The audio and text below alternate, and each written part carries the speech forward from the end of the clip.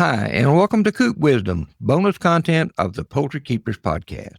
I'm your host, Rip Stalvey, and today we're tackling a timely and important topic, fowl pox in poultry, and what it is and how to protect your flock. It's summer, and that means it's mosquito season.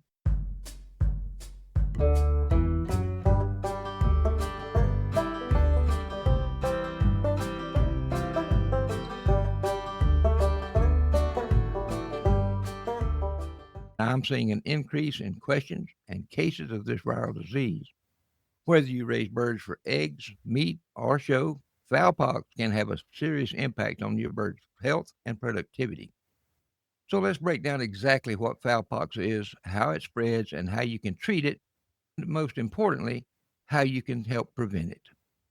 Now, fowl pox is a viral disease that affects chickens, turkeys, and other birds. It's caused by the avian pox virus and presents in two primary forms. The first is dry pox. It appears as wart-like lesions or scabs on the comb, wattles, eyelids, and other non-feathered areas of the bird's body. The next is wet pox.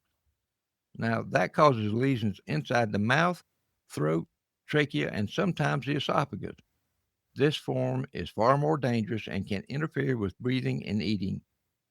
Dry pox is a much more common form and tends to be less fatal, though it still slows growth, egg production, and fertility in breeding males.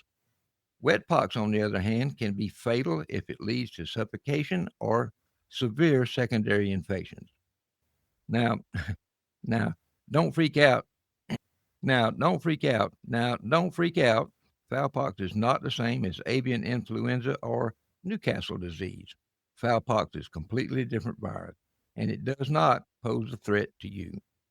The most common way fowl pox is transmitted is through the bite of mosquitoes. That's why outbreaks spike in the warmer months when mosquito populations explode. But mosquitoes aren't the only way the virus can be spread.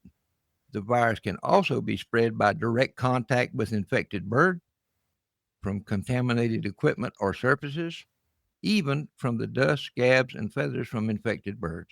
Also, open wounds allowing the virus to enter the skin.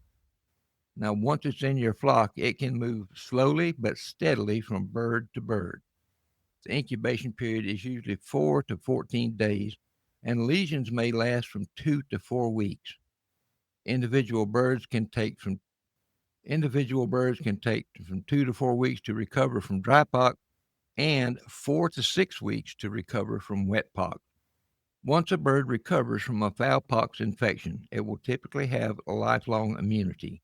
Infected birds are not contagious to people, but they can spread the virus to other poultry.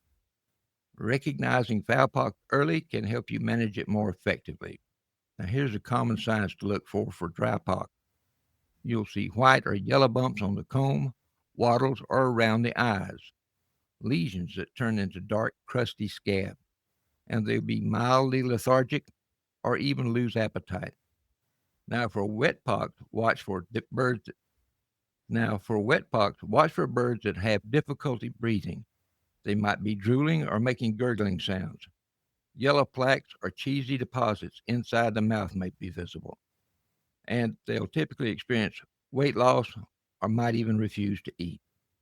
If your birds show symptoms of wet pox, it's important to act quickly because it can become serious very fast. Unfortunately, there is no direct cure for fowl pox because it's a viral infection.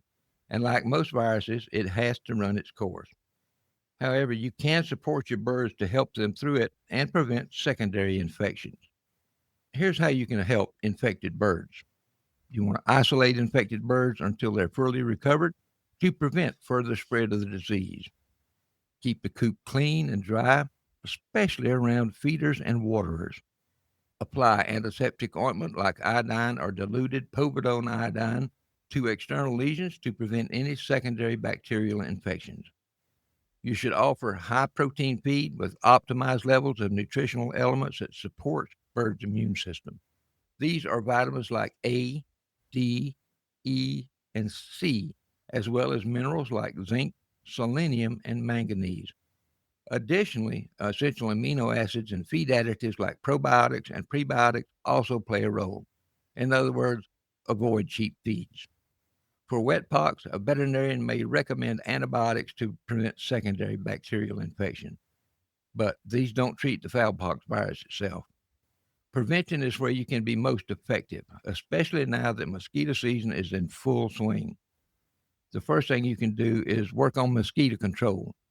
Be sure you eliminate standing water around the coop where mosquitoes may congregate and reproduce. Use screens on windows and vents. Hang mosquito netting or deploy natural repellents like citronelle.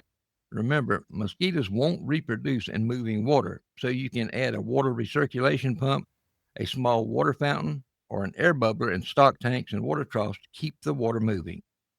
Vaccination is another good thing. A fowl pox vaccine is available and it's quite effective. You administer the vaccine by stabbing the wing web using a double needle applicator that's been dipped in the vaccine solution. Vaccination is best done on birds between the ages of 6 to 10 weeks of age and often only once in their lifetime. Vaccination is recommended for flocks in warm, humid, mosquito-heavy regions. Many feed stores carry the vaccine or you can order it online. And don't forget biosecurity.